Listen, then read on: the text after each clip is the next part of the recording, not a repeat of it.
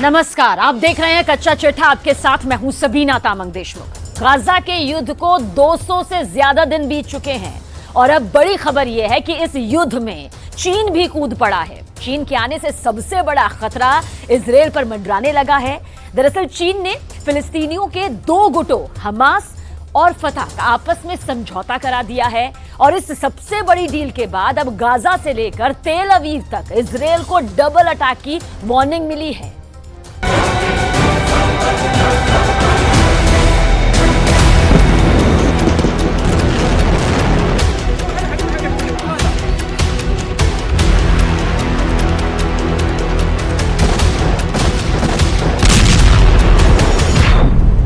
Gaza युद्ध में कूदा चीन, अब फंस गया इजराइल। 200 दिन की जंग के बाद इजराइल के लिए गाजा युद्ध एक बार फिर नासूर बनता जा रहा है। हालात ये हो गए हैं कि अभी तक गाजा पट्टी को पूरी तरह से कब्जे का प्लान पूरा भी नहीं हुआ है और इधर गाजा से सटे रफा में इजरायली सेना ने बहुत बड़ा ऑपरेशन शुरू कर दिया है।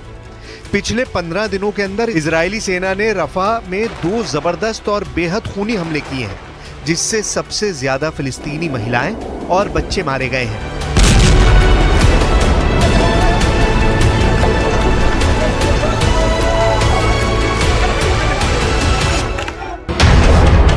लेकिन इस बीच हारते हमास ने चीन की मदद से ऐसा कदम उठाया है जो इजराइल पर बहुत भारी पड़ सकता है। दावों के मुताबिक गाजा युद्ध में एक तरह से चीन कूद पड़ा है और चीन ने अब हमास के लड़ाकों और फिलिस्तीन में मौजूद फतह समर्थकों को एक साथ एकजुट कर रहा है ताकि गाजा युद्ध में हमास के लड़ाकों और फिलिस्तीनियों को बचाया जा सके। हम आपको बता दें कि इजराइल के 2 दुश्मनों की चीन ने दोस्ती करा दी है। हमास और फतह अब मिलकर इजराइल का मुकाबला करेंगे। हमास फतह एक साथ, रफा में डबल अटैक। 应中方邀请，巴勒斯坦民族解放运动和伊斯兰抵抗组织代表日前来京磋商，就推进巴内部和解、深入坦诚对话。 हम आपको बता दें कि फिलिस्तीन में 2 गुट हैं जो फिलिस्तीनियों के हक के लिए जंग कर रहे हैं। ये हैं फिलिस्तीनी समूह फतह और हमास। फिलिस्तीनी समूह फतह और हमास लगभग 2 दशक से एक दूसरे के कट्टर दुश्मन रहे हैं, लेकिन अब चीन ने इजराइल के खिलाफ फिलिस्तीनी समूह फतह और हमास को एक साथ ला दिया है। दोनों को इजराइल के खिलाफ एकजुट कर दिया है। चीनी विदेश मंत्रालय के प्रवक्ता लिन जियान का दावा है कि फिलिस्तीनियों की खातिर फतह और हमास ने दुश्मनी भुलाकर एक दूसरे से हाथ मिला लिया है ताकि इजराइल के हमलों का मुकाबला गाजा और रफा में किया जा सके।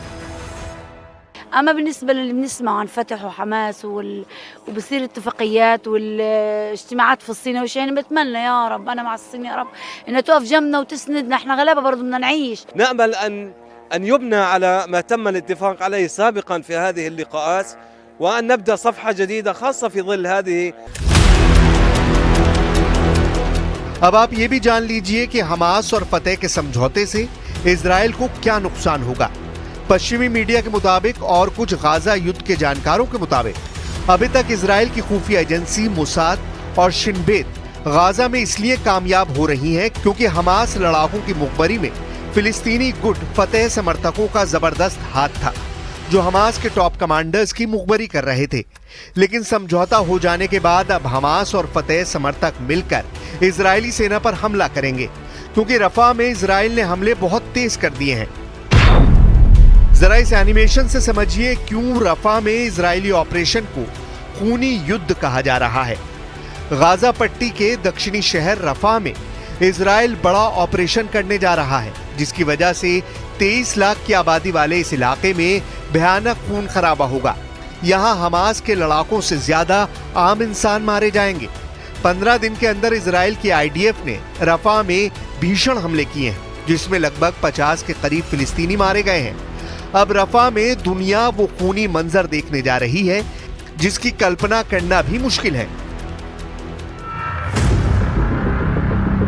चीन बेशक हमास और फतह के बीच समझौता करा चुका हो, लेकिन जमीन पर चल रही जंग में इजराइल को हराना जरा भी आसान नहीं है।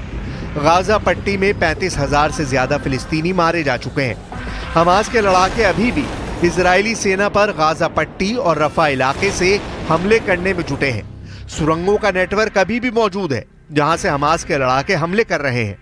अब सवाल उठता है कि 200 दिन की जंग के बाद भी हमास अभी तक इजराइल के सामने घुटने क्यों नहीं टेक रहा है। इसके पीछे है हमास के वो नेता जो आखिरी सांस तक इजराइल से जंग करने पर आमादा है। हमास फतेह एक साथ, रफा में डबल अटैक। हमास के जिंदा 4 टॉप कमांडरों की वजह से गाजा युद्ध लगातार 200 दिन से चल रहा है। हमास का शीर्ष नेता इस्माइल हानिया है जो अभी तक जिंदा है। दूसरे नंबर पर याहिया सिनवार है जिसे खान यूनुस का कसाई कहा जाता है, जो सुरंग युद्ध में बेहद माहिर है, वो भी अभी तक जिंदा है। तीसरे नंबर पर मोहम्मद दईफ है जो हमास आंदोलन की सैन्य शाखा इस अल दीन अल कासम ब्रिगेड का चीफ है और अभी तक जिंदा है। और चौथा है हमास का नेता खालिद मिशाल जो हमास की विदेश में राजनीतिक ब्यूरो का प्रमुख है, जो जिंदा है। अब देखना होगा रफा पर इजराइल के बड़े हमले से पहले हमास और फतेह गुट के लड़ाके इजरायली कोहराम को रोक पाते हैं या नहीं। पाकिस्तान और चीन के लिए बहुत बुरी खबर। भारत ने अपनी एक स्मार्ट मिसाइल को टेस्ट करके इस्लामाबाद और बीजिंग को फिक्र में डाल दिया। ये डबल रोल वाली सुपरसोनिक मिसाइल सबमरीन किलर का सबसे खतरनाक, खौफनाक रूप कहा जा रहा है।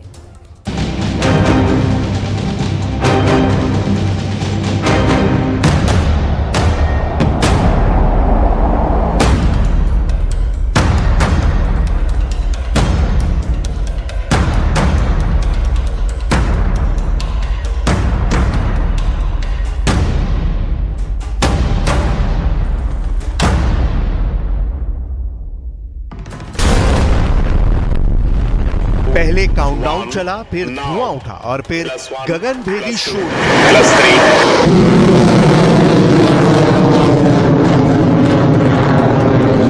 जिसके साथ आसमान को चीरते हुए दिखी भारत को समुद्री अखाड़े में अजय बनाने वाली मिसाइल।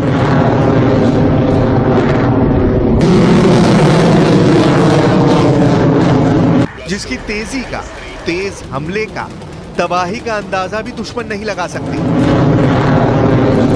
यह है इंडियन नेवी का लेटेस्ट और एडवांस स्मार्ट वेपन, ऐसा अचूक ब्रह्मास्त्र जो समंदर की लड़ाई में दुश्मनों की सबमरीन का काल है। बुधवार की सुबह ओडिशा के बालासोर से लॉन्च हुए सुपरसोनिक मिसाइल से अटैक होने वाले टारपीडो को टकटकी लगाए 2 दुश्मन देश ताक रहे थे, क्योंकि इस मिसाइल सिस्टम की रेंज और मार की डिटेल ने पड़ोसी दुश्मनों के दिलों में तहलका मचा दिया है। समुद्री अखाड़े में आ गया सबमरीन किलर स्मार्ट। +2, +3।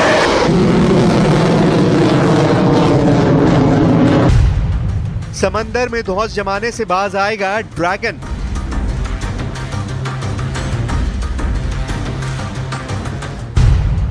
अरब सागर में पाकिस्तानी नेवी की हेकड़ी होगी गुल।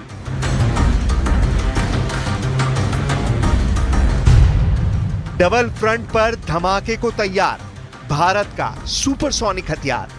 +2, +3।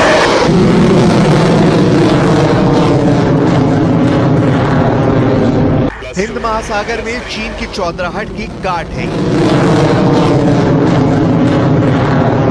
अरब सागर में पाकिस्तानी साजिशों का इलाज है ये है इंडियन नेवी का सबसे लेटेस्ट धमाका, सुपरसोनिक स्पीड, लॉन्ग रेंज और सॉलिड अटैक। इंडियन नेवी के इस सबमरीन किलर की सफल टेस्टिंग हो गई है। एक तो नहीं, 3 बार कसौटी पर कसने के बाद इस मोस्ट पावरफुल लड़ाके को मोर्चे पर तैनात किया जाएगा। क्यों इंडियन नेवी के स्मार्ट सिस्टम ने दुश्मनों की नौसेना में खलबली मचा दी है? कैसे काम करता है स्मार्ट का पूरा सिस्टम? इसकी मार कैसी होती है? इसके वार का असर कैसा होता है? एक एक बात सिलसिलेवार ढंग से जानते हैं। भारत ने तीसरी बार supersonic missile assisted release of torpedo SMART का सफल परीक्षण किया। यह एंटी सबमरीन मिसाइल सिस्टम है। स्मार्ट सिस्टम रक्षा अनुसंधान और विकास संगठन DRDO ने नौसेना के लिए ही तैयार किया है। स्मार्ट सिस्टम भारतीय नौसेना की ताकत बढ़ाने का काम करेगा और खतरों से बचाएगा। ये सिस्टम देश की पनडुब्बी विरोधी युद्ध क्षमताओं में बहुत बड़ी उपलब्धि माना जा रहा है। 1 now +1 +2 +3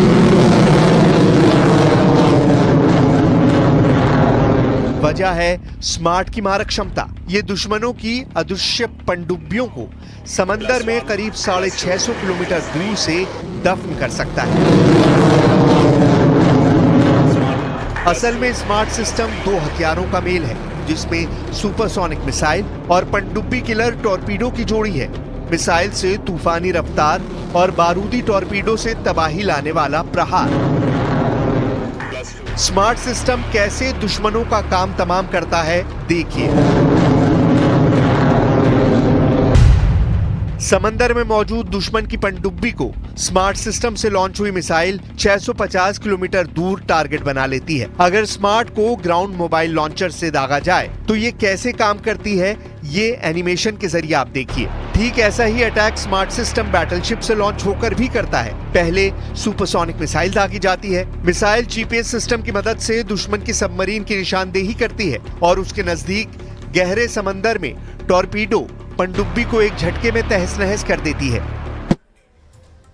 पाकिस्तान में नवाज शरीफ की बेटी मरियम नवाज अब एक नई भूमिका में आ सकती हैं। पुलिस की वर्दी पहनकर मरियम नवाज ने पूरे पाकिस्तान को चौंका दिया है। मरियम नवाज के कदम से सबसे ज्यादा परेशान पाकिस्तान के जनरल बताए जा रहे हैं।